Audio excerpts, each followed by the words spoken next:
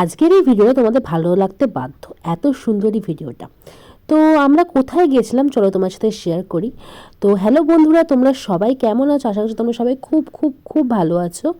তো আমরা গেছিলাম হচ্ছে বৃন্দাবনের বৈষ্ণোদেবী মন্দিরে। আমরা তো কাটরা বৈষ্ণোদেবী মন্দিরের কথা সবাই জানি, বা যারা যারা আমরা বৃন্দাবন ঘুরতে যাই তারা অনেকেই হয়তো বৈষ্ণোদেবী মন্দিরে মিস করে ফেলি। কিন্তু যারা যারা বৃন্দাবন ঘুরতে যাচ্ছ তারা কিন্তু এই বৈষ্ণোদেবী মন্দিরটা একবার যেও।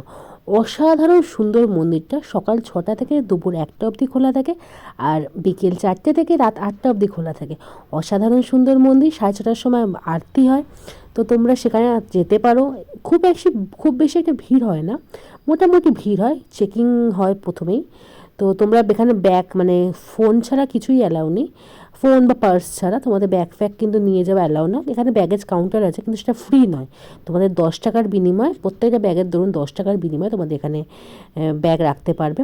আর মন্দিরটা যেমন আমরা বৈষ্ণোদেবী মন্দিরের গুহার ভেতরে প্রবেশ করি, এখানেও ঠিক তেমনই, মানে সেই আদলেই তৈরি করা হয়েছে।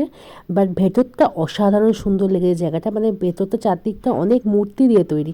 তো এটাই হচ্ছে মেন এন্ট্রেন্স, দেখতেই পাচ্ছ। সুন্দর একটা মা গঙ্গা বা মা লক্ষ্মী, হ্যাঁ মা লক্ষ্মী বসে আছেন। তো এই হচ্ছে আমাদের গুহায় ঢোকার আগের মুহূর্ত, তারপর আমাদের ভেতরে ঢুকতে হবে। আর চারদিকে প্রত্যেকটা, বললাম যেটাই, যে প্রত্যেকটা দেবদেবীর মূর্তি দিয়ে তৈরি।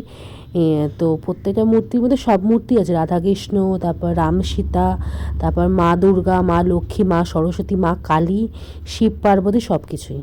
তো যাই হোক, মন্দিরটা আমার এক কথায় অসাধারণ লেগেছিল। এই সেই গুহাটাও এতটা সুন্দর, মানে মন্দিরটা সত্যি কথা আমার বেশ ভালো লেগেছিল।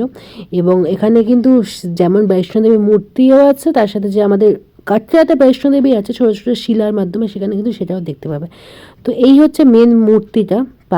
চারদিকে তো মূর্তি রয়েছে, আর এখানে হচ্ছে বৈষ্ণোদেবীর যে মেন মূর্তি, এটা হচ্ছে বৈষ্ণোদেবীর মূর্তি।